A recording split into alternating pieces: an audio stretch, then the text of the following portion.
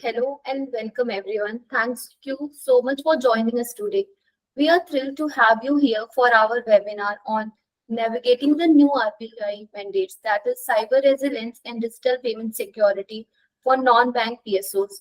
My name is Nidhi Rathore and I'll be your host for today's session. Before we dive in, let me give you a brief overview of what we will cover in today's webinar. Overview of the key provisions and objective, scope and applicability to non-bank PSOs, cyber resilience, key requirements and digital payment security controls, implementation strategies for non-bank PSOs, question and answer sessions. We are honored to have Sakshi Sharma working as a consultant at Cyber SRC with us today. We are excited to hear her insight on this topic. Before we get started, a few quick housekeeping items. Please ensure your audio is muted during the presentation to minimize background noise. We will have a question and answer session at the end of the video. Feel free to submit your question through the chat box at any time, and we will address as many as we can. We encourage you to engage with us throughout the webinar. Feel free to share your thoughts and insight. Without further delay, let's get started. I am excited to turn it over to Sakshi, who will lead us through today's topic. Sakshi, over to you. Thank you so much, Nidhi. And a very good evening, everyone. And thank you for joining us today. And we feel immense pleasure to be able to present this webinar to you all on the latest guidelines issued by RBI for the non-bank PSOs related to cyber resilience and digital payment security controls. So in this webinar, we'll be walking you through an overview of this master circular, its commencement and applicability, key requirements which will include controls relevant to governance, baseline security measures, and digital payment security measures and controls. So before moving ahead, I would first like to introduce our organization to you. So we are Cyber SRC Consultancy Private Limited, and we are CERT impaneled, globally recognized and award-winning organization operating since January 2018. And since then, we are having traction with the industry leaders and helping them resolve complex problems in the domains of cybersecurity, data governance and protection, IT audits and assurance, and compliance and risk management. We have challenged the bygone technological and business outlook towards security domains, and our goal is to assist organizations globally, including MSMEs, SMEs, and enterprises, to enhance their capabilities and effectiveness in cybersecurity defense, minimize enterprise and IT risk, manage security operations, and to achieve regulatory compliance. We are an ISO 27001 and 9001 certified organization backed by a very diverse and dynamic team, which have a combined experience of more than 50 years under the belt. So moving ahead, I would first like to start by giving an introduction of the guidelines issued by RBI for the non-banking PSOs. So the RBI places a strong emphasis on the safety and security of our payment systems, and to ensure that non-bank payment system operators are equipped to handle both existing and emerging cybersecurity risks. The RBI announced in April 2022, as a part of its monetary policy statement, that it would issue new directions on cyber resilience and payment security controls for these PSOs. Following this announcement, a draft of these master directions was released on June 2nd, 2023, inviting comments and feedback from stakeholders. After reviewing the input received, the RBI has now issued the final directions, which were released on July 30th, 2024. These directions lay out a robust governance framework to help PSOs identify, assess, monitor, and manage cybersecurity risk effectively. They also establish baseline security measures, which are aimed at enhancing the cyber resilience and ensuring safe and secure digital transactions. Additionally, while these directions set a strong foundations, PSOs are encouraged to continually adopt the latest security standards. And here's an important point to note that the existing guidelines of the security and risk mitigation for the payments made through cards, PPIs, and mobile banking will remain in effect, However, if there is any conflict between these and the new master directions, the letter will take precedence. Now, as we understand from the title of this master circular, that this master circular is specifically targeted to the non-banking payment system operators. So who are these non-banking payment system operators? Basically, these are the entities that provide payment services without being the traditional banks. These organizations are authorized by the central bank in India, which is the Reserve Bank of India, to operate payment systems such as card networks, online payment gateways, and other forms of digital platforms. The examples of non-bank PSOs can include the payment gateways and payment aggregators, prepaid payment instrument issuers, card networks, ATM networks, and etc. Now let's talk about the commencement and applicability of this master circular. So for the implementation of this guideline, RBI has provided a phased approach and categorized PSOs into three categories, which are large non-bank PSOs, medium non-bank PSOs, and small non-bank PSOs.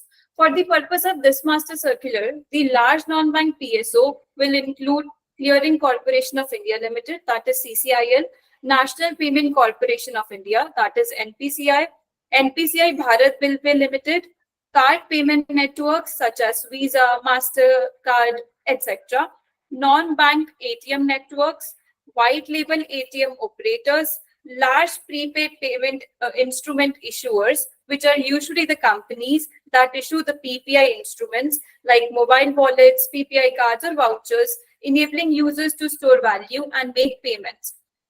Then it will also include trade receivables discounting system operators, which are the platforms that facilitate the financing of trade receivables of MSMEs through multiple financiers, improving their cash flow. For example, RXIL, which is the Receivable Exchange of India Limited. Then it will include Bharat Bill Pay operating units and payment aggregators.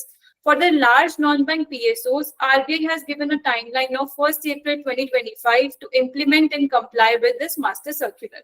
Then next we have is the medium non-bank PSO, for whom the timeline is for the 1st April 2026.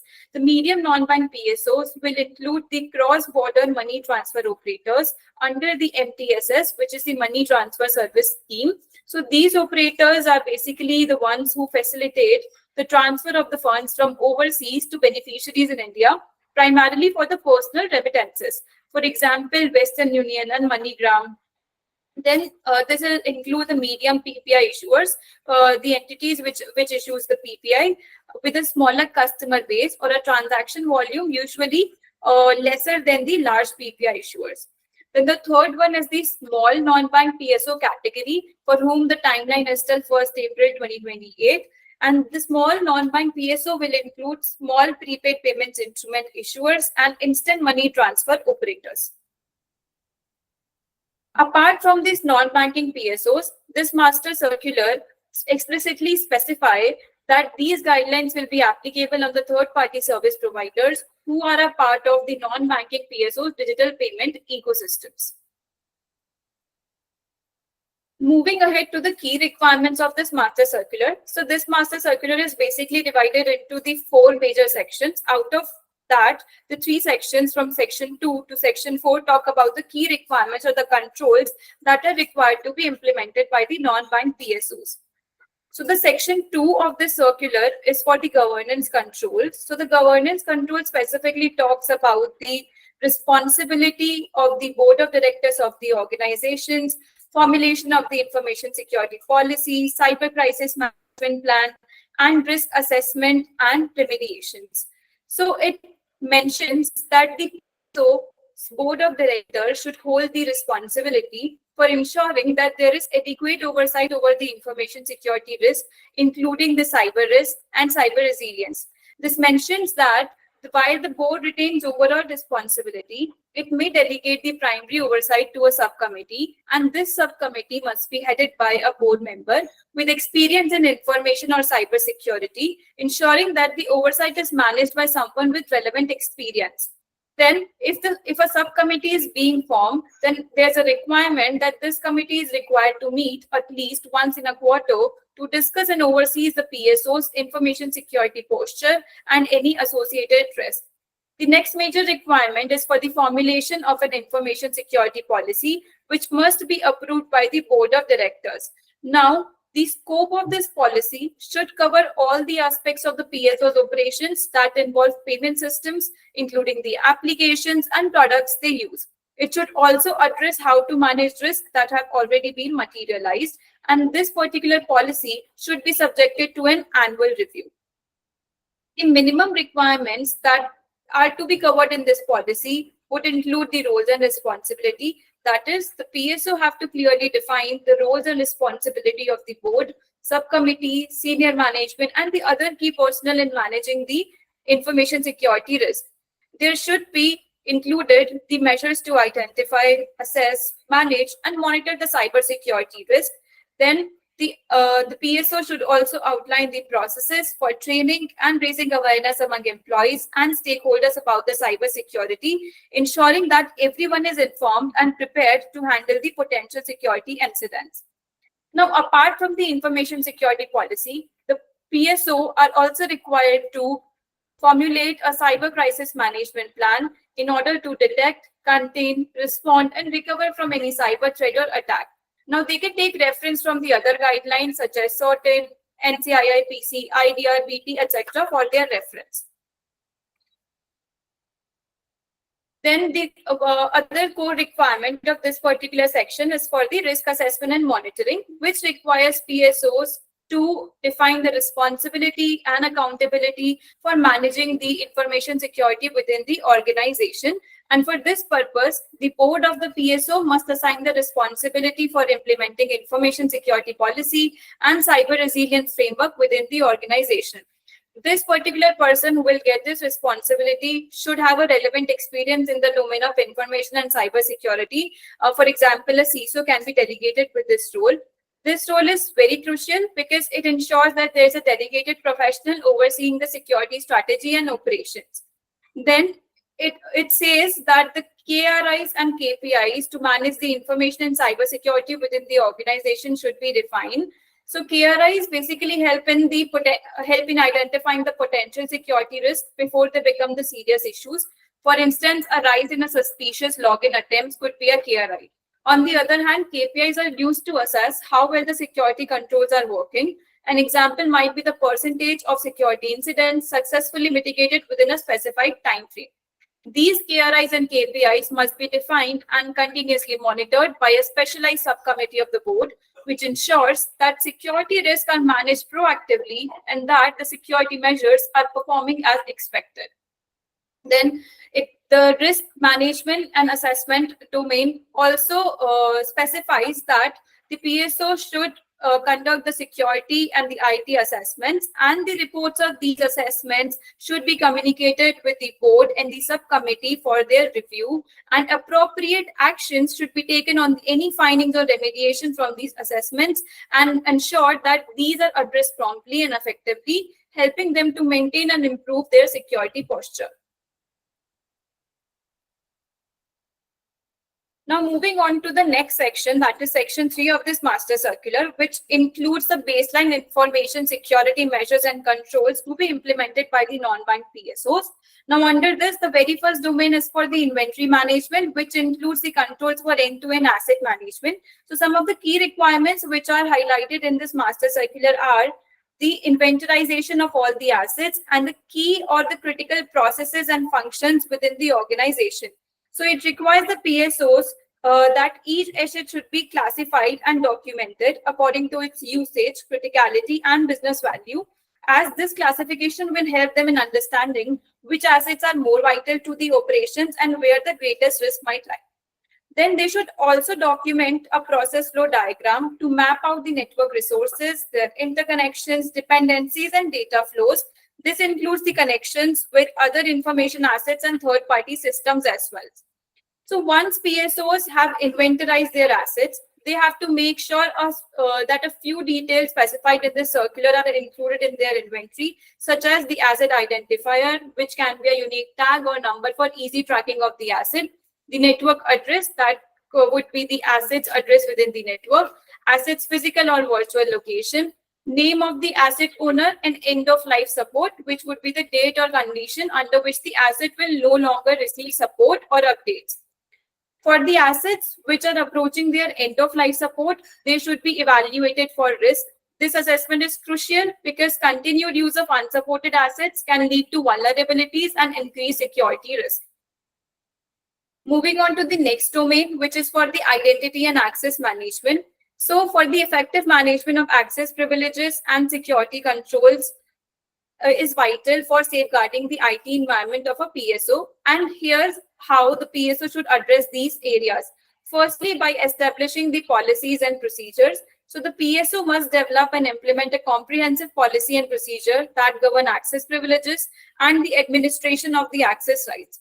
This includes defining who can access various parts of IT environment and under what conditions. The next one is the management of digital identities.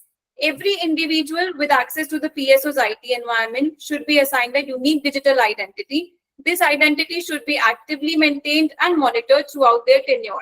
Once an individual's access is no longer required, such as upon termination, then their digital identity must be proactively and promptly deactivated. The next one is the management of the default authentication settings. Systems, software, and services should not be deployed with default authentication settings. These default settings should be deactivated and replaced with the secure and customized authentication measures before the system goes live.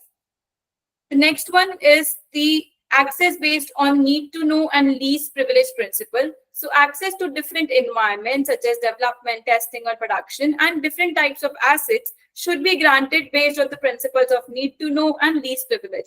This means that individuals should only have access to the systems and information necessary for their job role, minimizing the potential security risk and unauthorized access. Then the next requirement mentioned under this particular domain is for the secure use of removable media and portable device. So PSOs have to ensure to implement centralized security controls to whitelist or blacklist the removable media and portable devices such as smartphones, etc. This ensures that only authorized devices are allowed to access the network and that any potential security threats from unauthorized devices are mitigated. For remote work or work from home situations, adequate security measures including MFA, VPNs, etc. must be put in place to ensure secure access. This helps protect against the increased risk with accessing the PSO system from less secure environment. The next domain we have here is for the network security. So under this, PSO have to ensure that the network devices such as routers and firewalls should be carefully configured with appropriate security rules. Regular security checks should be performed to ensure these configurations remain effective and up to date. This helps protect against unauthorized access and potential vulnerabilities. Then these guidelines also specify that the PSO must establish a security operations center to oversee centralized and proactive monitoring of network and system logs. The SOC should use effective tools for detecting, escalating, and responding to security incidents to ensure that potential threats are identified and addressed quickly, minimizing the potential damage. The PSO must deploy the robust anti-malware solutions to prevent, detect, and contain the malware attacks. These solutions should scan all incoming data to block malware before it can infect the system. This layer of defense is critical for protecting against the malicious software and ensuring the system integrity. Then the PSO should ideally segment the network based on roles, locations, and environment. This segregation helps protect systems and data of varying criticality by isolating them from one another, reducing the risk of widespread compromise. They should implement the whitelisting solutions to ensure that only authorized applications, services, and ports are allowed to run or connect to the network, and regular monitoring and updating of these whitelists to prevent unauthorized or malicious software from executing. The next domain we have is for the application security lifecycle. So to ensure the highest level of security in the products and services, a PSO should adopt the practices which are highlighted in this master circular specifically. The first one is the secure by design approach, which requires the implementation of secure software development lifecycle practices. So The PSO should ideally implement a secure by design approach such as SDLC when designing and developing the products and services. This approach integrates security at very stage of the development process from initial design to the final deployment, ensuring that security weaknesses are identified and addressed early. By incorporating the security considerations into the design and development phases, the PSO can prevent vulnerabilities and enhance the overall security posture of its products and services. Then the PSO should adopt a multi-tier application architecture for developing digital payments products and services. This architecture ensures that the database layer is separated from the other application layers. By isolating the DB layer, the PSO can better protect the sensitive data and reduce the risk of unauthorized access or the data breaches. This segregation enhances the security of the entire application by minimizing the potential attack surfaces. The PSO should ensure to apply the application security lifecycle guidelines to the products and services procured from the third-party vendors, as these guidelines help to ensure that the security standards applied during the development are also maintained for external products and services. Then they should focus on the source code management for the third-party applications. If possible, they should try obtaining the source code for critical applications procured from the third parties wherever possible. Having access to the source code allows the PSO to review and access the security of the application, ensuring it meets the security requirements. If obtaining the source code is not feasible in case, then they should establish an escrow arrangement. This arrangement involves depositing the source code with a trusted third-party escrow service, ensuring that the PSO can access the source code if needed for continuity of the services or security purposes. The next domain talks about the security testing. So herein the requirements include firstly that all the applications which are involved in digital payment systems must undergo the rigorous security testing, including source code reviews, vulnerability assessments, and penetration testings. These tests should be conducted by the qualified professionals, preferably the certain panel organizations, who are skilled in identifying and addressing the security vulnerabilities. These assessments should be carried out at least on an annual basis, and they must be performed in an authenticated mode. This means that the testing should be done in a controlled environment and secure environment to accurately assess the security posture of the applications. In cases of the non-owned source code, if the PSO does not own the source code of an application, it must obtain a certificate from the application owner or developer, and this certificate should confirm that the application is free from the vulnerabilities, malware, and any covert channels. And whenever there are any changes done to the source code, a fresh certificate must be obtained. This ensures that any updates or modifications do not introduce new security risks. If any deficiencies are found or identified during the security testing, they should be promptly addressed in a timely manner. This means implementing fixes or improvements to rectify the issues and strengthen the security of the application. If any security observations or issues recur, they must be reported to the board subcommittee responsible for the IT oversight. This report should include a detailed analysis of why the issues are recurring and the steps taken to resolve them. This ensures that persistent problems are addressed comprehensively and are not overlooked. The next domain we have is for the vendor risk assessment. So herein, it is advised that the PSO must follow the framework for outsourcing of the payment and settlement related activities by PSOs issued by RBI on 3rd of August 2021. This framework, which may be updated from time to time, provides guidelines for managing outsourced activities related to the payments and settlement systems.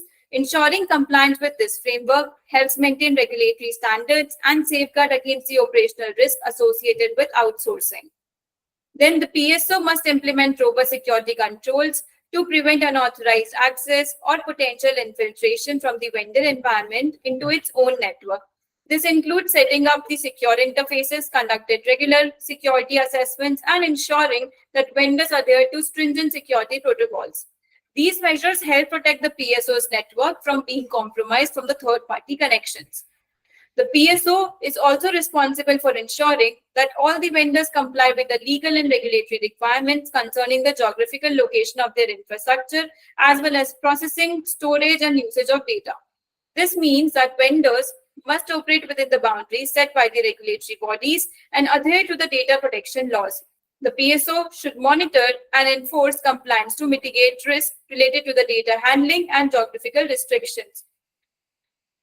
For the vendors involved in critical processes and activities, the PSO must obtain the certified assurance from an independent auditor regarding the vendor cyber resilience capabilities. This certification provides an objective assessment of the vendor's ability to manage and respond to cyber threats effectively, and it helps ensure that critical third-party services are secure and that any potential risks are managed appropriately. The next domain talks about the security of the data.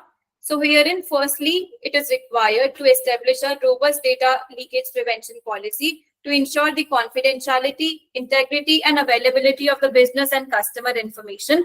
This policy should cover the data in transit and data at rest where stored on PSO's own systems or at vendors' managed services. The PSOs are required to tailor the DLP policy based on the criticality and the sensitivity of the information they handle. This means applying stricter controls to the highly sensitive data to prevent unauthorized access or the potential breaches. They should also implement the mechanisms that ensure traceability and visibility of the data assets throughout their life cycle. This includes tracking data from creation to disposal, ensuring that the PSO can monitor and audit data access and usage effectively. One of the major requirements of this master circular is for the compliance to the information security standard, which is ISO/IEC 27001. The ISMA should provide a structured approach to managing information security, including risk assessment, policy development, and continuous monitoring. Then for the PSOs that are storing the card data related to debit card, credit card, or the PPI cards, they should adhere to the payment card industry data security standard, which is PCI DSS guidelines, which is mandatory as per this master circular, and obtain the PCI DSS certification to demonstrate compliance with the industry standards for securing cardholder data. They should implement systems and procedures to test backed up data at least semi-annually. That is, that they should conduct the backup restoration testing at least on a semi-annual basis. This testing will ensure that backups are reliable and can be stored without the loss of transactions or audit trails. The next domain is for the patch and change management. So herein again, PSOs are required to firstly formulate the policies and procedures for this purpose or the patch and change management. Then for the patch application, it is required to apply security patches to relevant systems and application within an appropriate time frame following their release. Timely application of the patches is essential for addressing vulnerabilities and protecting against their potential threats. For the critical patches that address well-known or reported attacks, they should implement a mechanism to apply them immediately. This ensures that high-risk vulnerabilities are mitigated promptly, reducing the risk of exploitation. Then with respect to the change management, the PSOs are required to manage any change to the systems, technology, applications, or processes using the robust change management process that they define. This process should include planning, approval, testing, and documentation to ensure that changes do not get compromised for their setup. Before implementing any change, they should conduct an impact assessment or the risk assessment to evaluate the potential effects on their existing systems and application, which will help them identify and address any risk associated with the change. They should also conduct a pre-implementation testing and should ensure that all patches and changes are tested and validated in non-production environments such as development or testing environment before they are being applied or deployed to the production environment. Next domain we have is for the incident management. Herein, the PSOs are required to formulate a comprehensive incident response mechanism that is approved by the board. This mechanism should basically outline the procedures for promptly notifying the senior management, relevant employees, regulatory boards, supervisory, and public authorities about the cyber incidents. The response strategies should be designed in a way to address various incident scenarios based on situational awareness and potential impact. This means preparing for different types of incidents such as cyber attacks, outages, or fraud, and preparing and having a predefined responses and protocols in place. PSO should ensure that the communication and coordination matrix and processes are included in their incident response planning to ensure the consistent communication and coordination with all relevant stakeholders, including the internal teams, regulators, and external partners. Effective communication helps manage the situation and keeps all parties informed about the incident and response efforts. Once an incident has occurred, the PSO should make sure to conduct a thorough post-incident analysis to determine the impact and root cause of the incident. This analysis should include forensic investigation if required or necessary to uncover the details of what happened and how it occurred. Based on the finding of the root cause analysis, the PSO should implement adequate measures to prevent the recurrence of similar incidents. This may involve updating the security protocols, enhancing controls, or conducting additional training for staff. Now, this particular domain also specifies about the requirements for the timely reporting to the authorities such as RBI and certain. So it is required that the PSO should report unusual incidents such as cyber attacks, critical system outages, internal fraud, or settlement delays to RBI within 6 hours of the incident detection. They should make use of the incident reporting format, which is given in Annexure 1 of this master circular for the purpose of reporting the incident. And in Annexure 2 of this master circular, they have given an indicative list of the reportable incidents for the guidance of the non-bank PSOs. Then it is also mentioned that apart from RBI, the incident should also be reported to the CERT as per the defined timelines, that is within the 6 hours of the identification of the incident. The next domain here is for the business continuity planning, where it is required that the PSO should develop a comprehensive business continuity and disaster recovery plan and review and update it at least once a year so that it remains relevant and effective. This review should incorporate lessons learned from the previous incidents, changes in the threat landscape, and updates to the PSO's operational environment. The PSOs should define the RTO and RPO in their plan and should make sure to achieve the near zero RPO, meaning that the data loss during the disruption should be minimized to the greatest extent possible. Requires robust data backup and recovery mechanisms to ensure minimal impact on the operations. Then this domain requires the PSOs to set up a disaster recovery facility. So it basically states that PSO should establish a DR facility in a different seismic zone from the primary data center. And this geographical separation reduces the risk of both facilities being affected by the same disaster, enhancing the overall resilience. They should also implement a defined methodology for reconciling the data to prevent data loss during the transition to the DR facility, ensuring that data integrity is maintained when resuming operations from the DR site. Apart from that, PSOs are required to conduct DR drills at least on a half-yearly basis or more frequently to test and validate the effectiveness of their DR plan, as these drills help to identify any issues and ensure that recovery procedures are practical and effective. The next domain is for the security of the APIs. So APIs are critical for integrating and enabling communication between two different software applications. To protect application and system from risk associated with insecure APIs, the PSO should implement the controls that are specified in this domain. Firstly, they should implement the robust authentication mechanism to establish and verify the identity of the communicating applications. This ensures that only authorized applications can access the API, preventing unauthorized access and potential breaches. They should define and enforce access controls to ensure that authenticated applications have the appropriate permissions to perform specific actions, which will help in preventing unauthorized actions and data exposure. They should ensure to maintain the confidentiality, integrity, and availability of these APIs.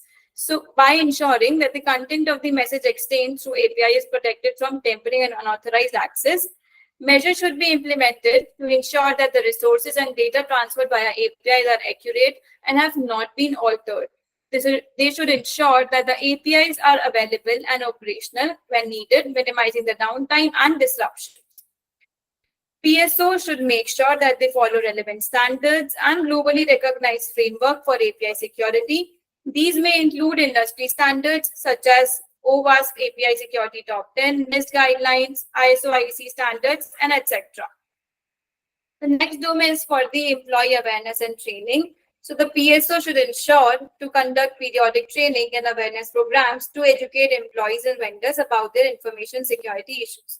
These programs should cover topics such as data protection, phishing, password security, safe handling of sensitive information, incident management and reporting, and etc.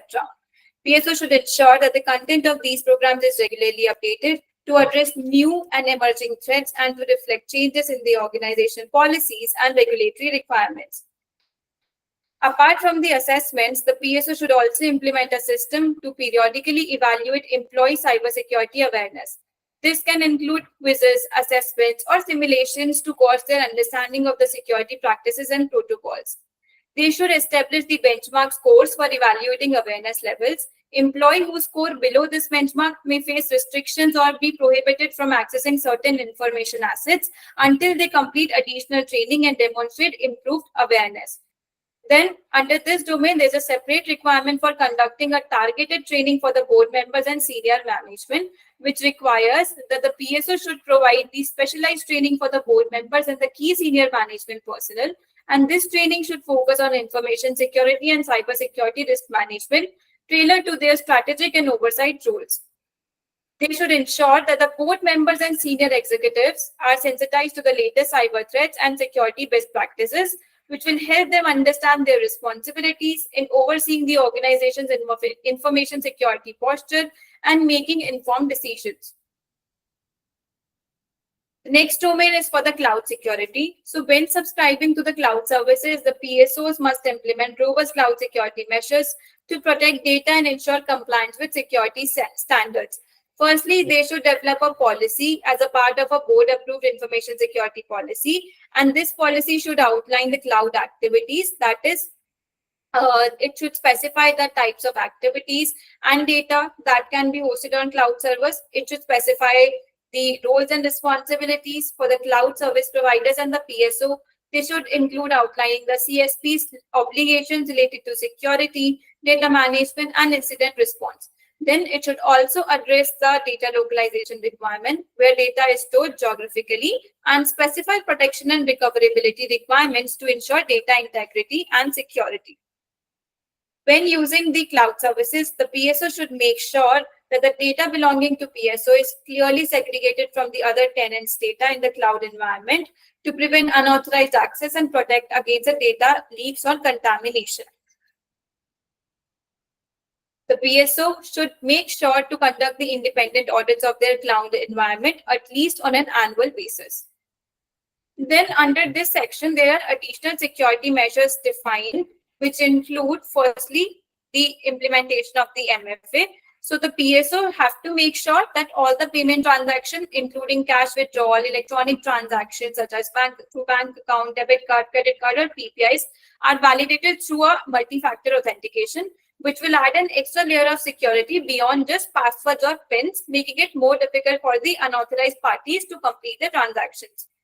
Then the PSOs are required to securely configure all the components of their IT infrastructure, which include setting up servers, network devices to prevent unauthorized or spoof transactions and conducting their periodic configuration reviews or hardening checks.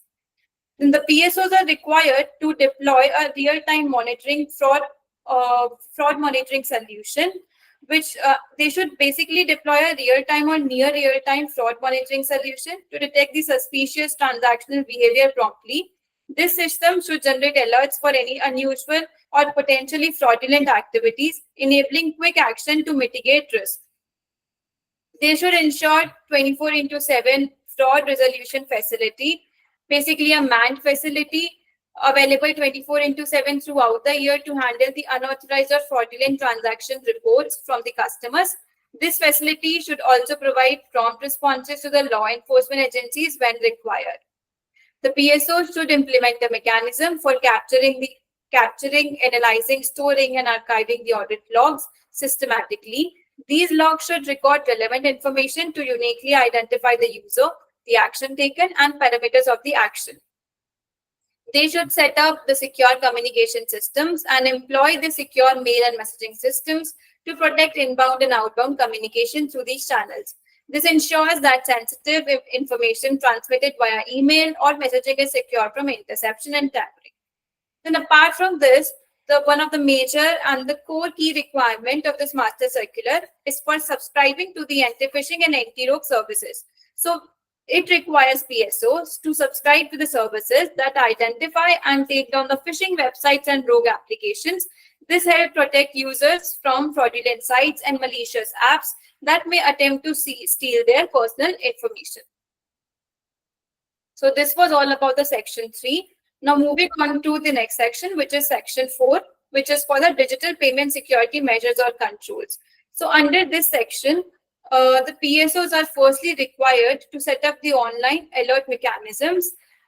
They must facilitate the mechanisms that basically will allow their members or participants to receive the online alerts based on variety of parameters. And these parameters can include the failed transactions notifications, transaction velocity, that is the alerts if the frequency of transaction exceeds the normal patterns, new account parameters, that is monitoring for excessive activity or unusual behavior in the newly created accounts, geolocation and IP address, that is alerts for transactions originating from the unusual geographical locations or IP addresses, especially those flagged as prohibited or rogue, behavioral biometrics, which includes the detection of anomalous patterns based on behavioral biometrics, which can help identify fraudulent activities, point of compromise, which includes identifying transactions originating from known compromise points or addresses, declined transactions and missing approval codes, which includes notifications for declined transactions or those lacking the necessary approval codes.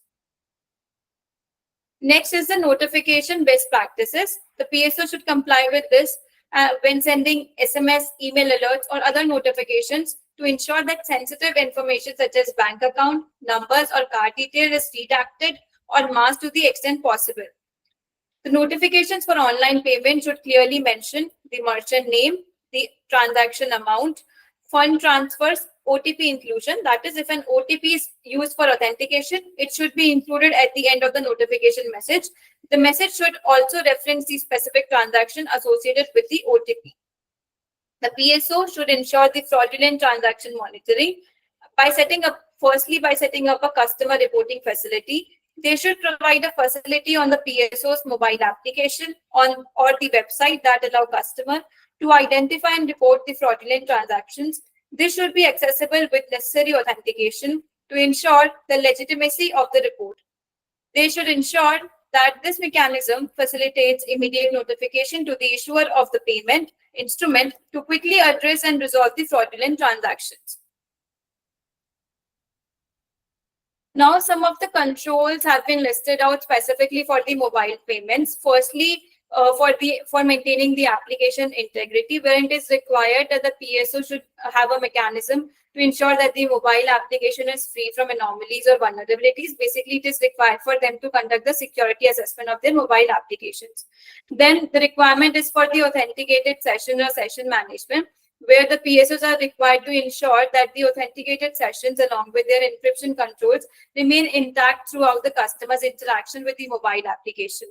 Then there's a requirement of device binding, where it is required to implement device binding and fingerprinting techniques to link the mobile application with the user's device or SIM. If the app remains unused for a policy-determined period, the devices are required to be rebounded to ensure continued security. Then the PSO should implement and ensure that the online sessions on the mobile application automatically terminate after a fixed period of inactivity, and customers should be prompted to re-log into their continued interaction, enhancing security against unauthorized access. They should set up the maximum number of failed login or authentication attempts, after which the access to the mobile application is blocked, and they should implement a secure procedure for reactivating access to blocked accounts and notify customers immediately of any failed login or authentication attempts to alert them to the potential security threats. The PSO should ensure to prohibit the remote access and establish control mechanisms to detect and prohibit access to the mobile payment application if remote access applications are detected. This helps in preventing the unauthorized access through remote management tools. Then lastly, they are required to set up a cooling period for any kind of changes in the contact details. So whenever there is a change in the registered mobile or the email ID linked to the payment instrument, the PSO should make sure to enforce a cooling period of at least 12 hours before allowing any fund transfer or payment transaction through online modes or channels. This helps mitigate the risk of fraud following changes in the contact details. Some of the controls specified specifically for the card payments include the validation requirements for the payment terminals. So PSOs are basically required to ensure that the terminals used by the merchants to capture the card details are validated against the PCI P2PE, which is the payment card industry point-to-point encryption program, to ensure that the card data is encrypted from the point of entry to the payment processor, reducing the risk of data breaches. Then for the point of sale terminals that capture the card payments and require PIN entry must be approved under the PCI PTS, which is the payment card industry PIN transaction security program, to ensure that these terminals meet stringent security standards for protecting the PINs and card details during the transactions. Then it is also required to set up the transaction limits that have to be applied at card, bank identification number, as well as at the card issuer level. Then there should be an alert mechanism, which should be a 24/7 alert system to notify card issuers of any suspicious transaction or incident to ensure timely detection and response to the potential fraud. The card networks are specifically required to store the customer data or details in encrypted form on their servers. Processing of the card details in a readable format must be performed securely to protect the sensitive information. Then there are two controls which are specified specifically for the PPI issuers. That is, firstly, the option for the alerts in multiple languages. So the PPI issuers are encouraged through this master circular to communicate OTPs and transaction alerts in the language of the user's choice, including the vernacular or the regional languages, which will enhance the accessibility and user understanding, improving the overall security and user experience. They should set up or integrate the cooling periods for transactions or the fund transfer or cash withdrawal. So whether banks or non-banks, they must implement a suitable cooling period before allowing the fund transfer or cash withdrawal after funds are electronically loaded into a PPI. This cooling period helps prevent the immediate misuse of funds and allows for the detection of any fraudulent activities. So this was about the controls that are required as per the given master circular by RBI for the non-banking PSOs. Now, talking about the cyber SRC offerings and capabilities. So specific to this master circular, the cyber SRC offers to its clients the on-demand strategy and services for compliance to the requirements of the master circular, security awareness and training for their employees, security assessment and testing, which includes the VAPT assessments, configuration assessments, source code review, hardening checks of the IT infra and applications, the network security assessments and review, system audits and assurance to ensure compliance with respect to the master circular, cloud security assessment and review, incident management advisory, and to assess that the PSOs adhere to the incident response procedures, privacy and compliance expertise, customized security solutions that are required to comply with specific requirements mentioned in this master circular, such as a requirement to implement the DLP solution, anti-rogue, anti-phishing solution, etc. Then we also offer the Chief Information Security Officer, wherein one of our consultants helps the organization to comply or fulfill the basic security requirements on a day-to-day basis. So how can Cyber SRC help you? Cyber SRC basically offers you a pool of experts and experienced cybersecurity practitioners who are aware of the challenges faced by the industry. The security experts will collaborate with the entities to implement strategy that is tailored to their specific needs. They'll provide the structure, transparency, and guidance to the organization which they require globally for the data protection compliance. At Cyber SRC, we work with the customers to develop programs that will help them to stay focused on their business goals and provide valuable insight to enhance their security and privacy posture. Introduction to our team. So basically, we are a team of qualified professionals with rich experience of multiple industries such as manufacturing, BFSI, insurance, healthcare, NBFCs, and others. Our consultants and auditors are industry experts and have proven track records. Some of the renowned certificates that our consultants hold include CISA, CIPM, CISSP, CEH, CCNA, ISO 9001, ISO 27001, LALI, and etc. We believe in adding value to your business, which is enabled through our Center of Excellence, and we have the end-to-end capability for program-built operations transformation. So thank you so much for being the patient listeners. So I would like to ask if anybody has any questions, then we would be happy to address the same.